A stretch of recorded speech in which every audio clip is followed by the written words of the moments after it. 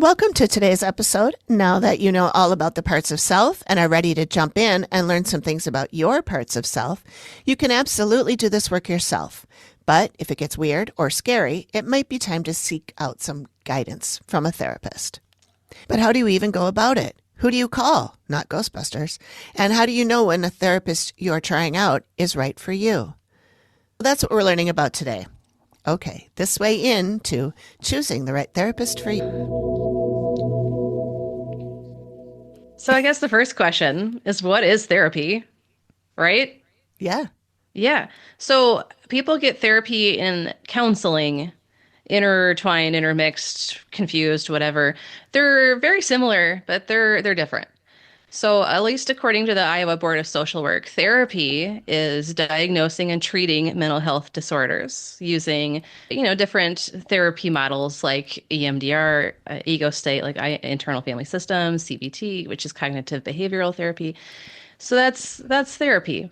You have a mental health diagnosis or diagnoses, and you're working on treating them. Counseling is basically just general guidance for anything like a guidance counselor, a camp counselor, a financial counselor, so on and so forth. So a counselor doesn't necessarily need a degree, doesn't need anything necessarily specialized, but can help people with general things. So things get really confusing with this because there's a degree called mental health counseling. And if someone's a licensed mental health counselor, they're a therapist. They're doing therapy with you. Okay. So that's where things get confusing. Counseling therapy, I mean, it is an interchangeable word, but I just want you to understand the difference between one is working on mental health disorders or diagnoses, and the other one is working on whatever. Yeah. So the next confusing thing is these credentials that therapists have, like LMHC, licensed mental health counseling. There's also licensed marriage and family therapists. There's licensed independent social workers or licensed independent clinical social workers. In Nebraska, there's licensed independent mental health practitioners. So there's lots of different letters and labels, so on and so forth, for people who do therapy. There's also PsyD, which is a psychological doctor, a doctor of psychology. Oh. Most of the time, these different credentials, licenses, letters, whatever, all basically say that you have the skills and abilities to do therapy, but from this slightly different angle. So I have a bachelor's and master's of social work. So I'm a licensed independent social worker in Iowa, licensed independent clinical social worker in Minnesota. And so the social work background is different from like the mental health counseling background. Social work really looks at everything from a big picture point of view, person and environment. And that's the basis of basically looking at what's going on with you. It's not just a mental health diagnosis, it's what's going on in your life.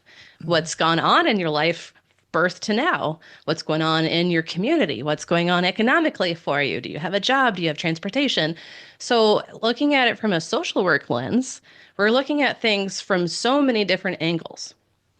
If we look at licensed mental health counselor, their background, their degree basically looks at what's going on just within the person. Psychology does that as well. And so these different, again, credentials, letters, licensure, whatever, it just basically tells you what that person's background is and how they're going to conceptualize or look at your case. Mm-hmm. And your case is, what do you bring to the table? What do you want to work on? What are your diagnoses? What's going on in your life? So the other thing about therapy and counseling or whatever is not medication. Period. It's not medication. If you want medications for psychiatric problems like depression, anxiety, whatever, then you go see a psychiatrist. Psychiatrist is diagnosing mental health medications for mental health disorders. Psychologist does not do medications. People get these mixed up a lot. Mm-hmm. You don't have to have just a psychiatrist. There can be psychiatric nurse practitioners. You can do your primary care physician. I mean, anyone who can prescribe medications, you can get psych meds from if they're comfortable. A lot of general practitioners or PCPs don't because they're like, that's not my purview. Mm-hmm. Go see a psychiatrist. Yeah. Yeah. Just because you saw the commercial on TV doesn't mean that you should be taking that drug. Right. Agreed. Or that your general doctor is going to prescribe it to you. Yeah. Yeah. And that's a whole nother can of worms we can get into, but we'll save it for another day. Yeah. So again, therapy again is you have a mental health diagnosis, and here we're what we're going to do to treat it. If you don't have a mental health diagnosis, for example, if you're just struggling with life, things are stressful, you're not diagnosable for depression, anxiety, whatever, whoever you see, a therapist, counselor, whatever, they're not going to be able to bill your insurance. So you'd have to pay out of pocket for that, which isn't a bad thing. It's just you want your insurance to pay for it, but your insurance basically has to say you have to be diagnosable before we're going to pay. Mm-hmm. And so this gets to be a whole nother can of worms too, which we'll probably get into another day as well. So basically, if you're not diagnosable, you can still get therapy if you want. It's just not going to be based on these mental health diagnoses. There could be the symptoms of depression, anxiety, PTSD, whatever, that you're not just full blown diagnosable. You might have a few symptoms. You can still work on that. Mm-hmm. Counseling would also work too in this situation. It's not that big of a deal because it's not like you're dealing with mania, suicidal depression, so on and so forth, flashbacks. I mean, counseling can be helpful for so many things. So if you don't have a diagnosis, great, you can still seek some counseling. Not a Mm-hmm. problem. Not a problem. So that's the first thing. Second thing is, what do you even want to get out of being in therapy? That's often the most difficult question. Mm-hmm. When I'm in an intake, which is the very first appointment with someone, an intake is just, hey, how are you? Who are you? What do you want to do? Kind of stuff. Let me hear about your background. What sort of symptoms are you dealing with? What are your struggles? So that's an intake. So in the intake, a lot of the time I'm asking clients, so what do you want to get out of therapy? They're like, I don't know. Sometimes I think it's hard to put that into words. Like Yes. they know maybe the answer is just, I just want to feel better. But Yeah. it's hard to put that into words because Hmm. that's pretty generic. It is, But but still a good starting point. sure. And you know So, the right questions to ask after that, the follow ups, I'm sure. yeah. So if you want to feel good, what does feeling good feel like, look like, sound like? What are you doing differently when you're feeling good? Mm-hmm. How can we get you there? That's my job, but if that's where you want to be, let's get there. So let's figure out where you're starting. Mm-hmm. Essentially, that's the intake. If you don't know what you want to achieve in therapy, then just the general, this is what brought me here. You know, my husband and I were fighting, and I'm just so pissed off, and I'm tired of this shit, and I just, okay, let's talk about that. Let's figure out some goals from that. We'll get into that goal later, but let's just talk about this. Let's hang out here. Mm-hmm. And so if you don't know definitively what you want to work on in therapy, if you just have a general sense, cool, great, good. Here are some generic categories that people generally come to therapy for. So the first one is stabilization. So if people's symptoms, life, whatever, are just kind of unmanageable, then stabilizing just to make sure that things can be okay day in and day out. Stabilizing is a very important thing for therapy. Even if you don't know or think you need stabilization, I think everyone really does in a way, because when we have these big stressors, when we have these real or perceived threats, whatever, it can throw us off, regardless of how small it seemingly is. Our bodies, our minds, our whole beings, we want to be in homeostasis. So homeostasis is basically just the body's way of regulating. This is good day in and day out. Homeostasis is your body temperature being the same, you know, your digestion, all your body functionings working the way they're supposed to. And we want homeostasis for our emotions, our mental health, our relationships, all of that stuff too. Mm-hmm. So stabilization really helps to realign this homeostasis. And the types of therapies that therapists or counselors, but usually therapists will use is cognitive behavioral therapy or dialectical behavioral therapy or solution focused therapy. And there's some other ones out there, but those are the top three. So CBT, cognitive behavioral therapy, basically looks at your thoughts, your behaviors, and what's going on here. What can we make more logical? What's not logical? How can we help you see what you're actually doing that is contributing to this? So it's basically just reflecting on what's going on for you with your thoughts and your behaviors. It doesn't really get too much into emotions and past stuff. It's really more here and now, which is okay. So is solution focus. Solution focus is, well, what helped you out the other day when you were struggling? Well, I counted to three and I just took a look around me and I realized I was okay. Okay, so do more of that. That's solution focused. Okay. Yeah, it's pretty basic and I use it sometimes, but again, this is more for stabilizing than anything else. Dialectical behavioral therapy is more for people with symptoms that are kind of all over the place. And dialectical behavioral therapy was developed by a lady named Marsha Linehan, and she worked with a lot of people with borderline personality disorder.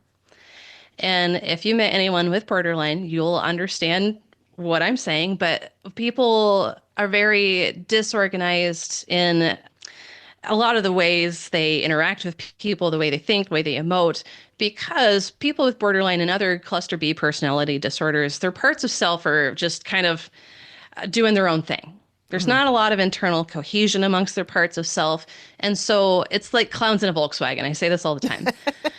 It's like they're driving the bus, there's one clown, and then all of a sudden they stop and they do a fire drill, and there's another clown driving the bus, and it's like 50 clowns in this little Volkswagen Beetle, and it's just, this is kind of how it looks like Okay. if you're talking with someone with borderline, especially if they're stressed out. The more stressed Yeah. out they are, the more you see this. I'll give you an example. This is not to make fun or make light or anything with people with borderline. This is just an example of how it tends to go. And if you have borderline and you haven't noticed this in yourself, this is a good place to reflect. So, for example, if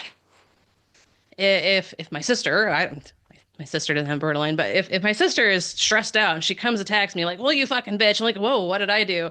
Well, you're such a terrible person and blah, blah, blah. Well, I didn't do that. Well, why did you hurt me like that? I can't believe you would do that to me. And oh, but this is a real problem that we should really try to, problem solve and figure out. It's not a big deal, but you fucking bitch. I can't believe you. And like, but why are you treating me like that? Why are you talking to me like that? I'm not talking to you like that.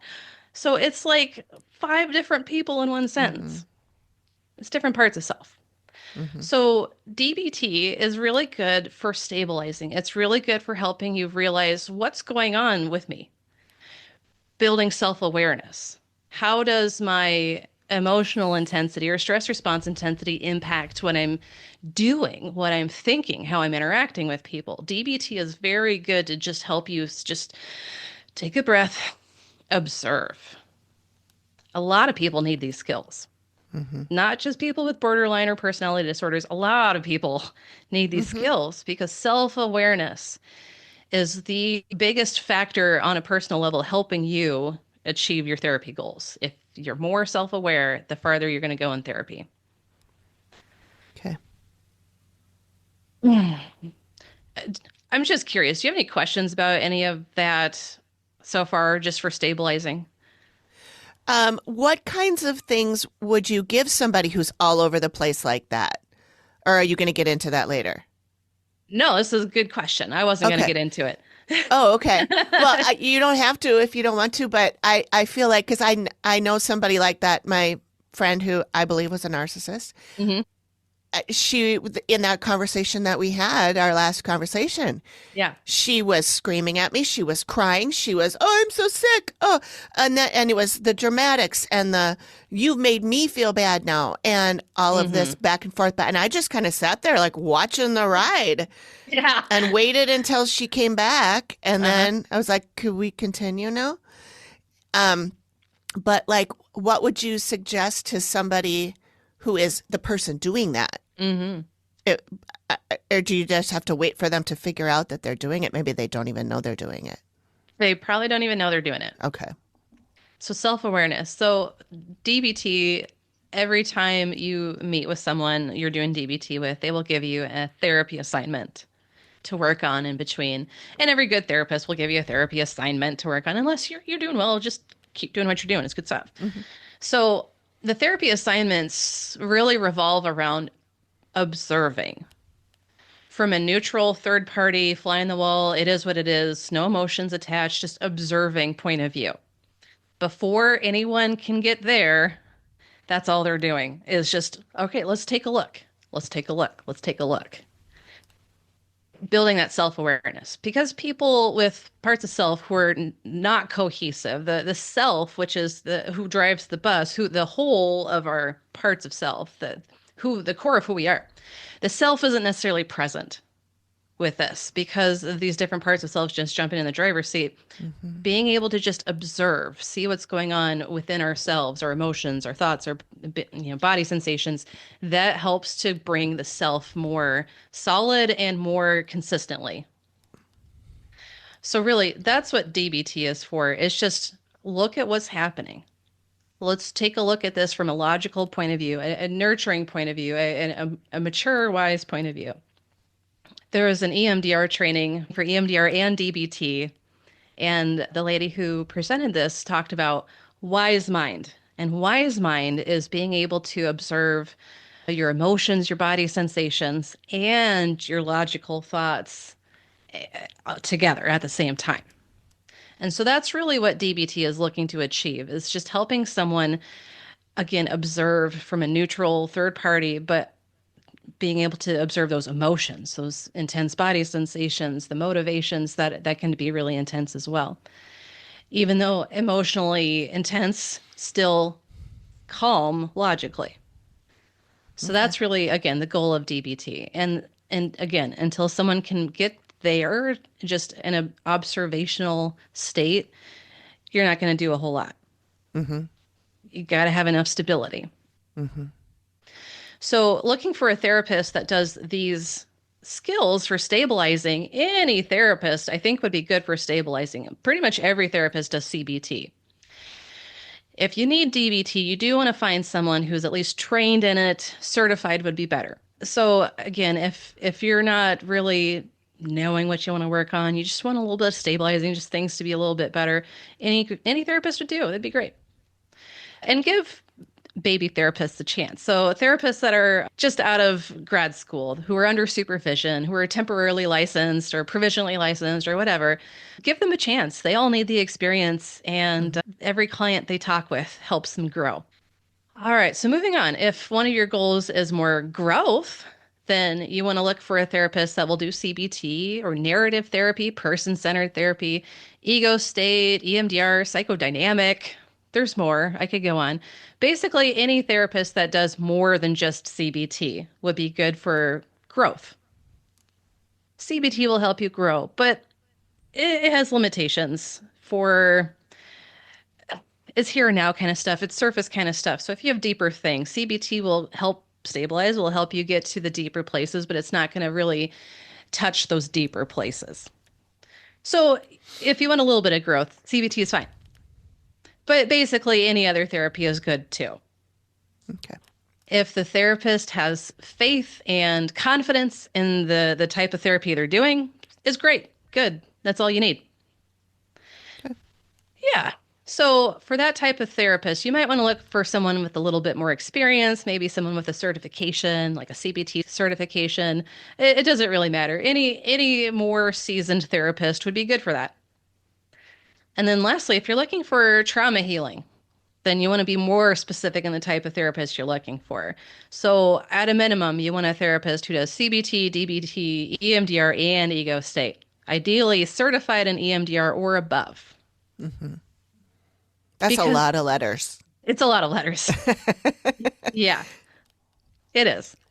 So if you're looking for a trauma therapist, you definitely want to look for someone who's got more years of experience, especially as an EMDR certified therapist. So I've been a certified EMDR therapist for just under 10 years now. I'm an improved consultant. I do ego state, all of these things. And I think I'm a pretty good trauma therapist, but there is much better out there than me, trust me. And I can name off the names, and I don't think they're seeing a lot of clients anymore because they do a lot of training. Like Sandra Paulson and Jim Oh. Knipe, they're fantastic. But there's a lot of good trauma therapists out there. You, again, want to look for minimum EMDR certified or more and ego state trained or certified. That's what's going to get you really deep. That's what's going to get to the roots of these things Mm-hmm. and help weed them out.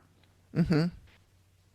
So really, what you want to achieve in therapy is basically your first step after you decide you want therapy. What do you want to achieve? And that's going to help you navigate which therapist you want to lean toward.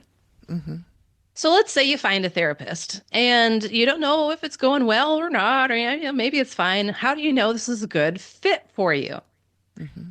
You want to make sure your therapist is a good fit, just like your shoes are a good fit. If you go running and you're in the wrong fitting shoes, what's going to happen? Gonna hurt. Yeah, it's going to hurt. Yeah, it's going to be more annoying and frustrating than it should be. And it's just not going to go the way it's supposed to. And you're not gonna want to run anymore. That's right. Run anymore. Yeah, exactly. Yeah, that's right. Yep. So the very first thing is it feels right. That seems kind of woo woo, but it's got to feel right. Like Yeah. if it just feels stiff and like, oh, I don't know, this dude's got the wrong vibe for me or whatever. If it doesn't feel right, it's probably not going to work. A caveat to that is sometimes, a lot of the time, with trauma and bad past experiences and whatnot, that can really color how it feels. For example, if you've had bad experiences with a dude, you don't want a dude therapist. And that's just kind of the way it goes. Yeah. Uh, it feels right. It's got to feel right. So the next thing is, after you determine it feels right, the therapist has accurate reflective listening. So reflective listening is basically like, okay, Amy, so you tell me a story, and then when you pause in the story, or we're like, oh, so Joe did ABC and Wanda didn't like that. So okay, yeah, tell me more. So that would be my reflective listening. And if that's accurate, great. If it's attuned, great. If the therapist's like, well, Joe didn't do this and Wanda was happy about that, I mean, that's not active reflective listening. That's getting it wrong. That means the therapist is preoccupied or not listening or whatever. You want someone who's actually going to listen. Yeah, that would be good. Yeah, number one, I would think. Yeah, you'd think. Yes. So accurate reflective listening. They're attuned to you. They're also validating and empathetic. I've had several clients who have come to me from a different therapist, and they're like, I really didn't like her because she just laughed at me, or she made light of What? my situation. Yeah. Oh. Yeah, I've had clients say, yeah, well, I said ABC and she just laughed at me. And it's like, that's the really vulnerable thing I told to you, and you're just laughing at me? What? Yeah. Wow. Yeah. Shit like this happens. Wow. Right? Okay. Yeah. Or someone like, they just didn't take me seriously. They didn't validate me. They were just like telling me I should do this instead. And yeah. So they have to be validating and empathetic in addition to accurate reflective listening. So under the category of it feels right, you don't want it to feel too awkward. You don't want it to feel like it's pulling teeth. For the therapist too. The therapist doesn't want to feel like they're pulling teeth either. They're in a therapy, not dentistry.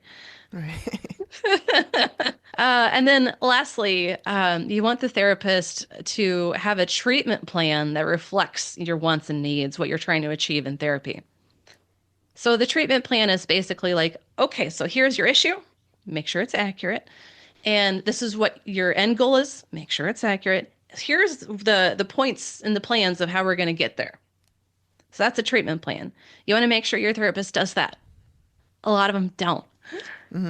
It's actually required by insurance companies and many state laws to develop a treatment plan. Okay. So you want a therapist that develops a treatment plan. I mean, it doesn't have to be like super formal, but you want it at least be at a minimum discussed. Yeah. Yeah. So making sure the treatment plan reflects your wants and needs, what you're actually trying to get out of therapy. So all of this package, the therapist has a good treatment plan, validating, empathetic, accurate, reflective listening. It feels right. Good fit. You got a good therapist there. The other things to avoid, even if you have these things, you want to avoid a therapist that has really strong opinions about things that aren't related to the therapy work. For example, if a client comes in and says, my boss was riding my ass the other day and he's such a dick and blah, blah, blah. And if your therapist goes, yeah, what a motherfucking asshole. I can't believe he would do that. I mean, it's a little beyond being empathetic. That's like hijacking it. Yeah. That's making it something that it really doesn't need to be. Yeah. Maybe that therapist has a personal experience with your boss. You don't know that. They probably don't say that, but that's going to cloud what that therapist does with you because it's going to be more about them than you. Sometimes therapists don't realize this is what's happening. Sometimes they do and they rein it in. If they can rein it in, sorry, I just got on my soapbox, I'm off, I'm done. Let's focus back on you. Then that's fine. If they can rein it in, cool. But if not, that's not cool. And lastly, you want to avoid an overly critical therapist, critical about anything. If you have an overly critical therapist, then that means their critical part's in the driver's seat a lot, not their therapist part. And so that's going to color what goes on in the therapy room as well. Yeah. What parts of the therapist are forefront when they're working with a client? I assume it's nurturing. I assume it's got to be logical. Logical for sure. Yeah. Are there, It's all of them. okay. All of the parts at different times because all are necessary. For example, I'll just give as quick examples as I can. If someone is in a domestic violence situation, the therapist protector part is like, listen, this is a safety issue and I'm concerned about you and your kids. And here's some safety steps you can take. And I suggest a shelter or a domestic violence advocate or whatever. And so that'd be protector part. Responsible part be like, so what hoops do you have to jump through to make sure that you and your kids are safe and you have enough money, you can get out on your own, blah, blah, blah. The logical part would be like, so what would be all parts are working together here. So what's the safest time? When is he gone or she gone or whatever? Who can help you with this? So logistical planning of extracting yourself from the situation, nurturing, like, listen, I really care about you and your kids. You don't deserve to be treated like this. You deserve to be treated with love and respect, which is what you signed up for, but he's not providing, so on and so forth. Kid part would be like, I'm scared. And the critical be like, man, this motherfucker, he really shouldn't be treating you like this. All of that working together to be like, listen, with the empathy, don't say I know how you're feeling because you don't necessarily know how they're feeling, but I can imagine this is one of the worst things you've gone through. This would be really tough for me to go through. You're so brave, so on and so forth. And let me just help you get through this.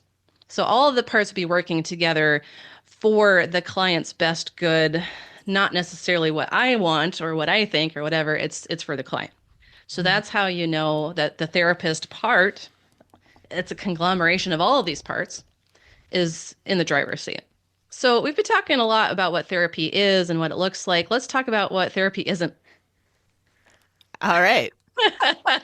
This podcast. Right? Yeah.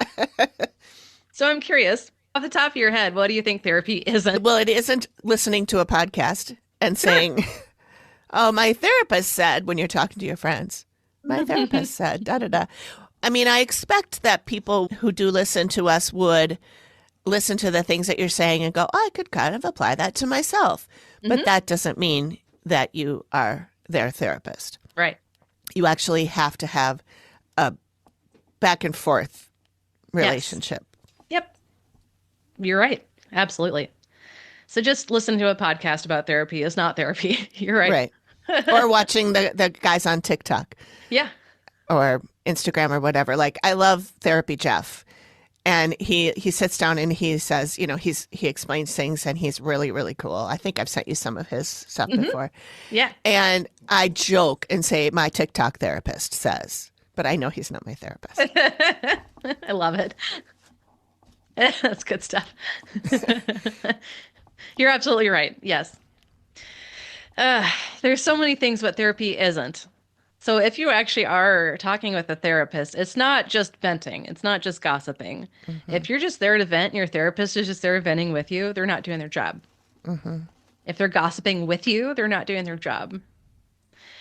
Therapy is not having a paid friend. A lot of people are really lonely, and I get it. A lot of people have negative cognitions. I'm alone. I'm not good enough. I'm never going to amount to anything. And then they have a therapist who's validating and empathetic. It's like, oh my God, no one's treated me this good before. And then they misconstrue the relationship. It's a working relationship. You're working on stuff together in relationship, but it's not a friend relationship. It's not an acquaintance relationship. It's not a community support relationship. And so a lot of people who are really lonely, want their therapist to be their friend because they're the most friendly person in their life, which sucks. And the only person maybe that listens to them when they talk. Yeah, that's right. And I can see how that can develop into a very unhealthy relationship on the part of the client. Yeah, absolutely. So if your therapist is just being a paid friend, they're not doing their job either. Lastly, and I'm going to emphasize this, therapy is not a way to fix anybody but yourself. I've had so many parents bring their kids to me like, fix my kid. Like, that's not my job, that's yours. Mm-hmm. And they don't get it. And I'm like, well, honestly, you're the one who really needs therapy. They're like, no, not me. It's my kid. It's my kid's fault. It's my kid's problem. It's my kid making me this way. That's not therapy. I'm not here to fix anybody but you. If the kid wants to work on something, I'm more than happy. But if you're, as a parent, coming and telling me what the kid's doing wrong and bad and all of these things, and I need to make the kid this way, that's not the way this works. You're the parent, not me. Well, and usually the answer to a misbehaving child is the parent anyway. Just like there are no bad dogs. Yes. There are bad dog owners. Yes. I think it's the same thing with kids. I don't have kids myself, but I did, go to school for child psychology. Yep. And I have lots of friends that have kids, and I was a nanny and a preschool teacher and all that. Yep. And I've seen all that.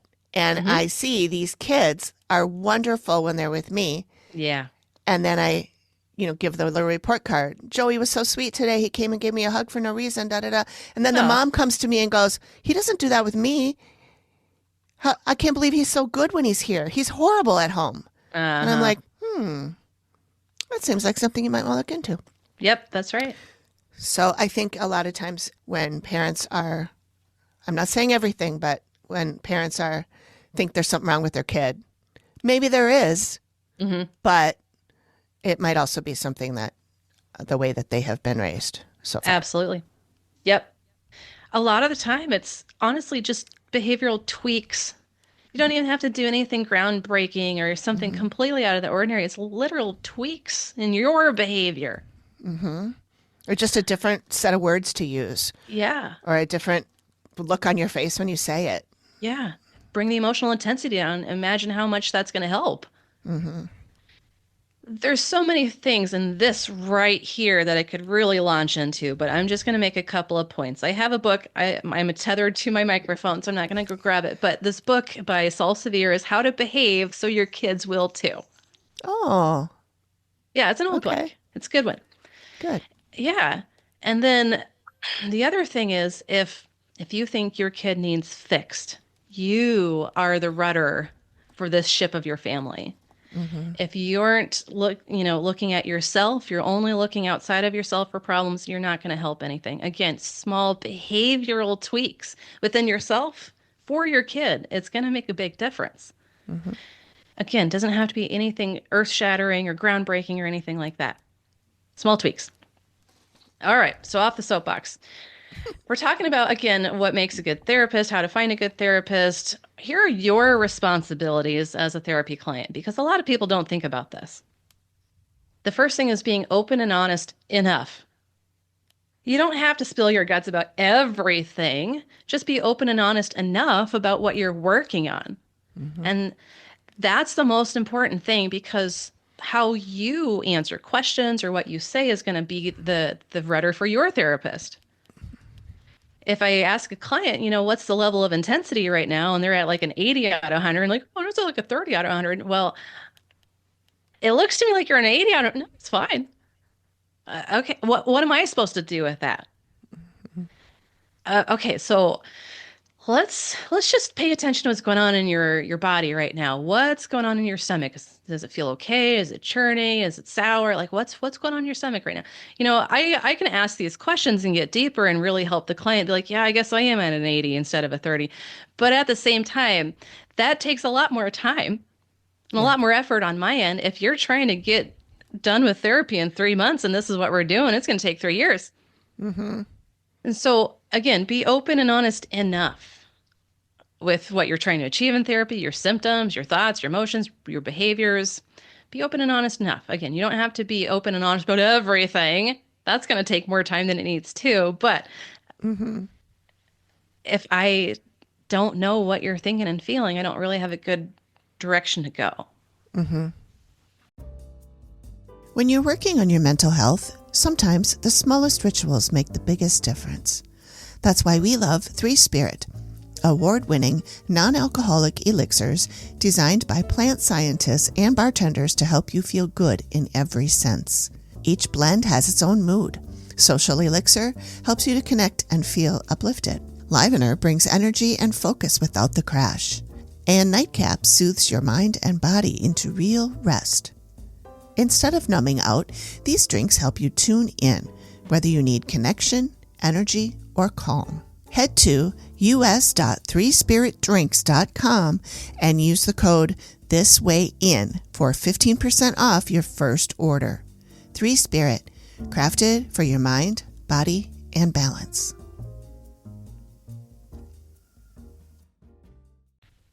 Next responsibility as a client, follow through. Follow through with showing up for your appointments. If you don't make your appointments, how are you supposed to achieve anything? Right. The next thing to follow through is your therapy assignments. If your therapist says, hey, pay attention to your protector part in this next week, and you don't, well, I guess we're going to spend the first half of the next session paying attention to your protector part.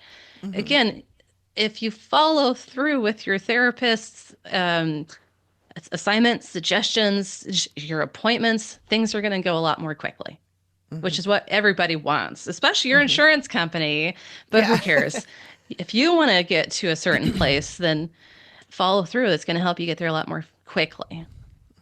The last thing to follow through with is just your general reflections of yourself between your therapy appointments.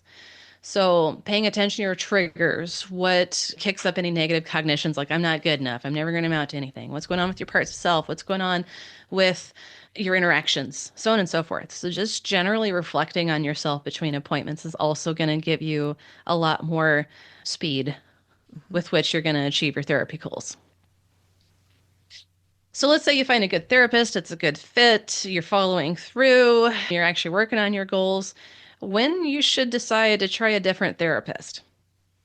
You might not ever have to try a different therapist. You might have good luck with the therapist. You might have a good therapist for 10 years, which hopefully you're not in therapy that long, but sometimes it does take that long, especially the more extensive trauma and the earlier in childhood it is, so on and so forth. Mm-hmm. So if you have a good fit, you like your therapist, but you need to find a different therapist, it's usually because the therapist is leaving. Or you change insurance or not in network with your insurance anymore. Mm-hmm. Therapist is retiring, going to a different agency, whatever. That's usually the main reason that people would have to find a new therapist if they have a good one. Just these technicalities. So a therapist has to be licensed in the state that you're in if you're doing telehealth. So I'm licensed in Iowa and Minnesota. I can see people in Iowa and Minnesota because I'm licensed there. I can be in, let's say, Colorado and meet with someone who's in Minnesota or Iowa. I have to be licensed where the client is at. Okay. So if you move out of state and your therapist isn't licensed for that state anymore, you can't see them. Mm-hmm. Some states, very few states, have provisions for if it's telehealth. As long as you're licensed in the state that you're in, you can do telehealth. But most states don't do that. You have to be licensed in the state for that. Mm-hmm. So that's really the main reasons. Insurance changes, licensure changes, whatever. Sometimes you make progress in therapy and you need to upgrade a therapist. Let's say you went for stabilizing and you're pretty stable, and now your therapist like, it's time for you to start doing some EMDR and parts work. I'm going to refer you to someone else because that's above my pay grade. Mm-hmm. Cool. Then that's what you do. Hopefully it's a good therapist. You want to, again, establish this is a good fit, so on and so forth. Do they have good active, reflective listening, so on and so forth. So sometimes you just level up and you need a therapist with more experience, more certification, or whatever.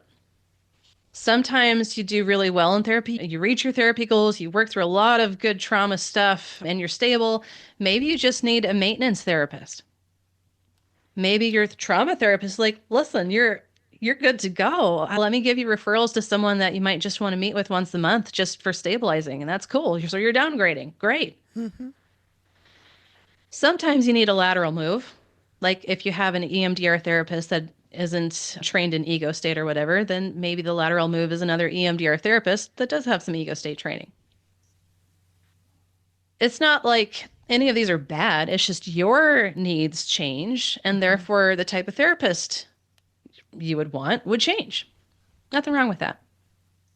Sometimes you want to try a different therapist if you feel like you're just spinning your wheels. I mean, even if it's a good fit, it feels right, all of these things. If you're just spinning your wheels, if you're feeling that way, the therapist's probably feeling that way too. Maybe it's time to get a fresh set of eyes, fresh set of thoughts, whatever. Mhm. And so switching to a different therapist that way can help you just get out of that rut. And then lastly, if you're trying, it just never feels right, then it's just time for a different therapist. It seems kind of scary to have to look for another therapist, but if you're already established with someone, ask them for referrals. There's nothing wrong with that. If your therapist gets upset in any way of you asking referrals, well, it's a good choice to ask for referrals. Yeah. I was going to ask, let's say you're feeling like this just isn't, I don't feel like I'm vibing with this person. Mm-hmm. And I am too scared to tell them that. Mm-hmm. What do you do then? Do you go like, I assume they're working for an agency or something. Maybe they're not. Mm-hmm. But how would you go about that? Would you recommend they just buckle up and tell the therapist? Yeah. Or, yeah, that's the best Yep. way to do it? Yeah. Okay. Like I said, you got to be open and honest enough. It can Hmm. be scary, but like just saying, I don't know if this is working. What do you think about trying a different treatment plan or just referring me to a different therapist?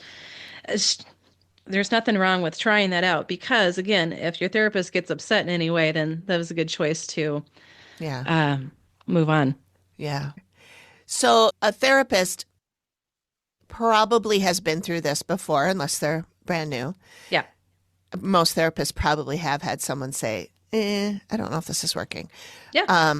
So from a therapist point of view, because I know this is what I would be thinking if it were me going, I think I need to tell them that this isn't working. I would be so worried about what they are thinking that Right. it would prevent me from doing it. And I would Mm-hmm. just go along with it anyway. So what does a therapist normally feel when they hear that? Is that like, oh, it's a Tuesday? Or do they sit there and go, God, I wonder what I did wrong with her that she doesn't want to see me anymore? You know, Yeah. like, because that's what I would worry about, that my therapist would think that. Mm-hmm. I can only speak for myself and the therapists that I've actually worked with and talked with about this. And it really depends on the client and the circumstance and so on and so forth. There's so many different factors that really play into how a therapist reacts or responds.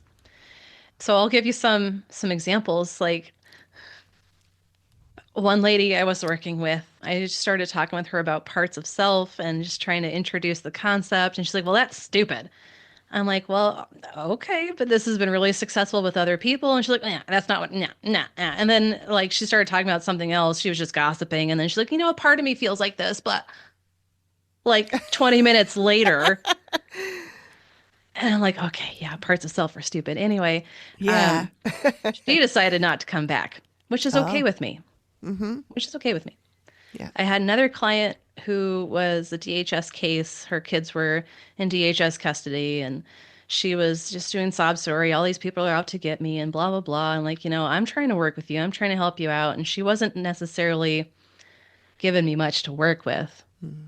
And then I talked with her DHS worker and got some of that side of the story. I'm like, yeah, that's tracking with what I'm noticing.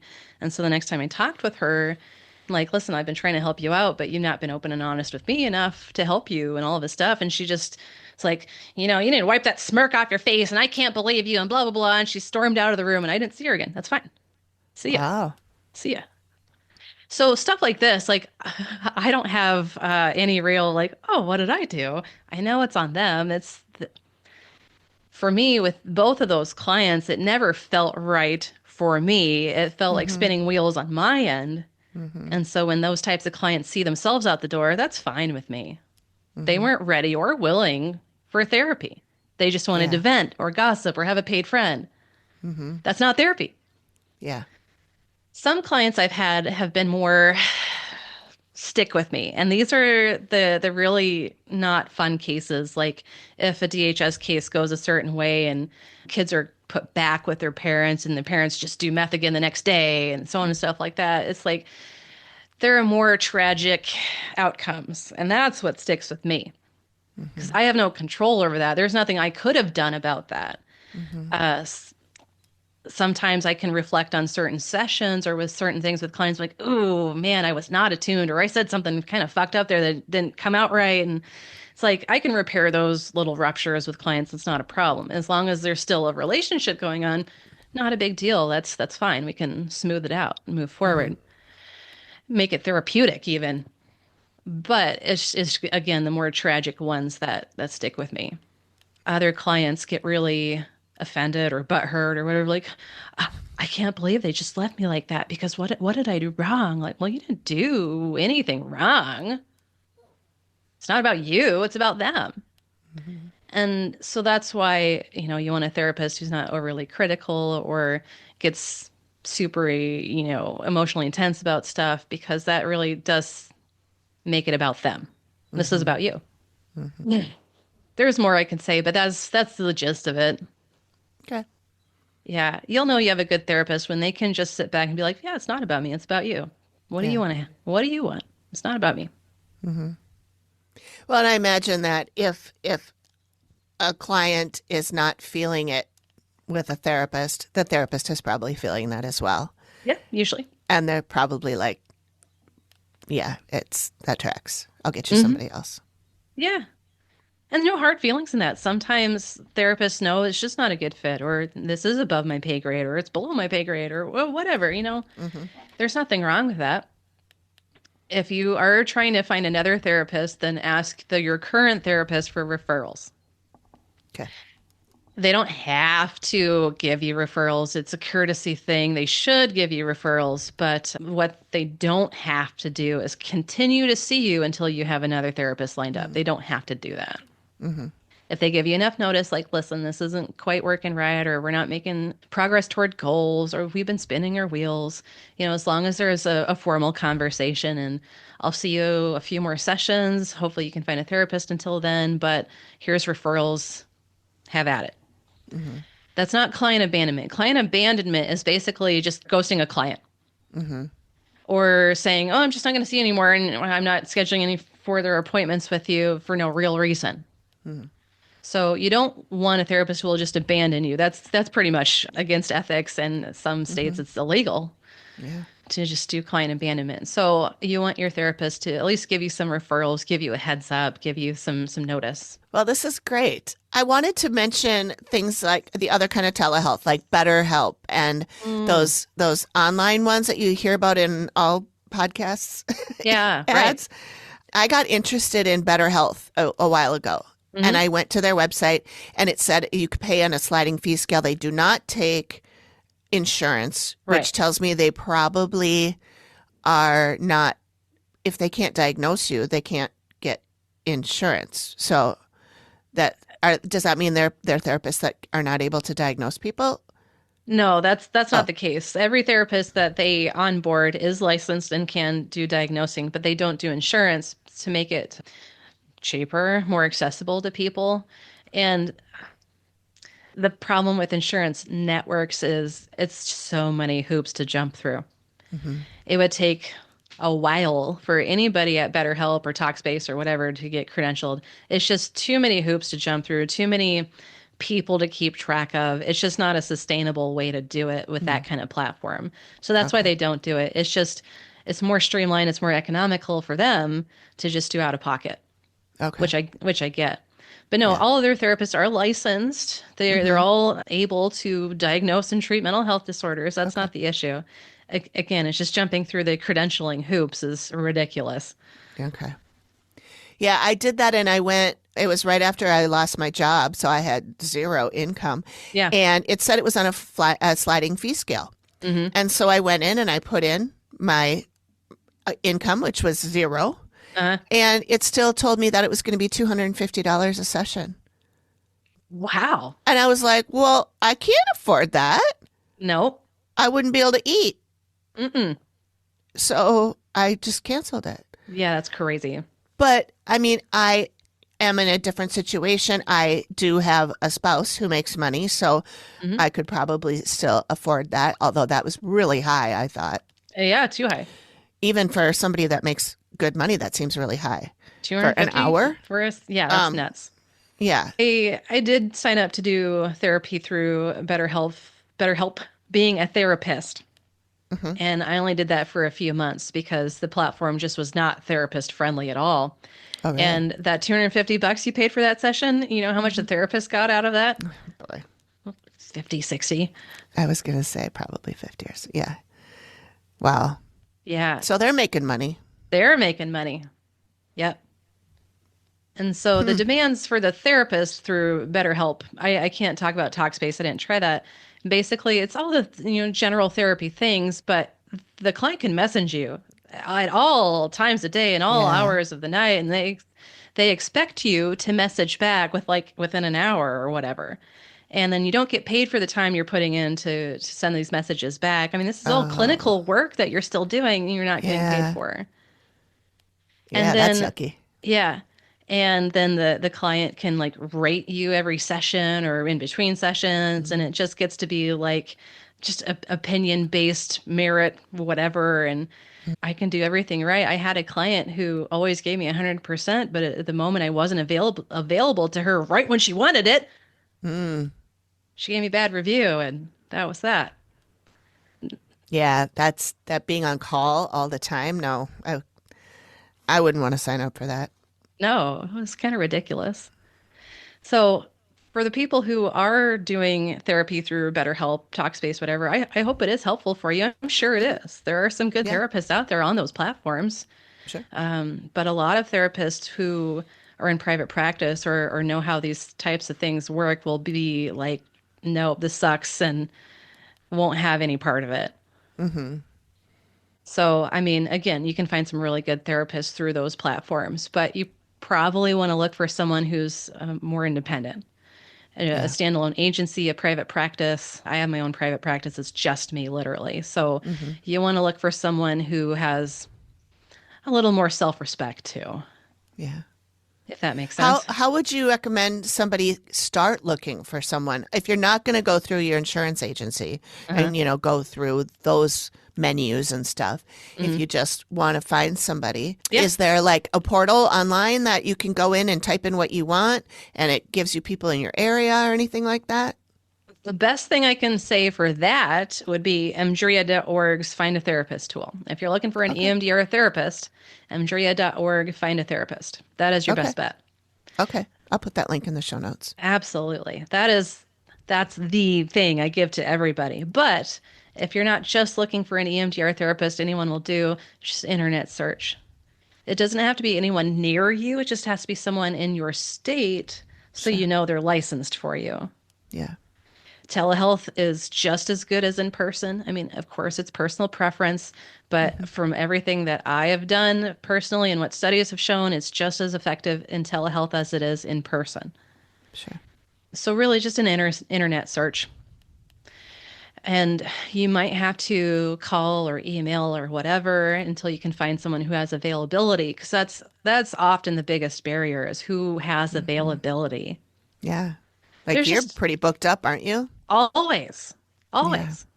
When I have someone reach out to me like, "Hey, do you have any openings?" I'm like, "Yes, but it's like every other week or random Hmm. times. Like I do have availability, but not a weekly dedicated time slot like I like to give people."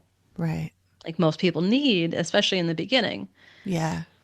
Yeah. So availability is the biggest issue. And I honestly don't recommend going through your insurance to get the directory because oftentimes they're not up to date. Mm. Blue Cross Blue Shield in Iowa does a really good job of keeping their credential directory updated. It's essentially every 3 to 6 months they're making sure that you are still working and practicing at this location. You are still taking new telehealth clients or whatever. Like, so some insurance companies do a lot better with their directory than others. But again, I would do an internet search and then once you find a therapist that looks good, making sure you ask them, are you in network with my insurance? Okay. And if they're not in network, well, maybe they have a out of pocket fee that's cheaper. Like I have discounted flat rates for people who pay out of pocket. Hmm. Sometimes there's sliding fee scale. So if someone who makes less than $1,000 a month, like I've got a lady I see pro bono, which is for free. So I have another client or two that are on like sliding fee scales. So, I mean, it really just depends. You don't have to have a therapist that's in network in your insurance as long as their self-pay rate is doable for you. Sure. Of course, you want to use insurance you're already paying for it, of course. So anyway, I could go on and on and on about that. But again, if you can find a therapist that's actually available, then that's the biggest hump. Yeah. At least starting with that person. And if they don't work out, maybe they can refer you to somebody else. And that's easier than going through the whole thing all over again. Yeah, absolutely. Yeah. Especially if this therapist is at an agency and there's other therapists at the agency. Once you're a client established at the agency, they're more likely to allow you to try a different therapist at the same agency. Sure. And that way you don't have to wait and all of those things. Yeah. Yeah. So again, mdria.org, find a therapist or internet search. It's the best bet. Okay. All right. Well, this has been very interesting. Thank you for covering this topic. I think this will be good for a lot of people. Yeah, you're welcome. I think it's always good for everybody because who knows when shit happens, life takes a turn, and we need some extra help. There's nothing wrong with that. Right. Yeah. Yeah. All right. Thank you.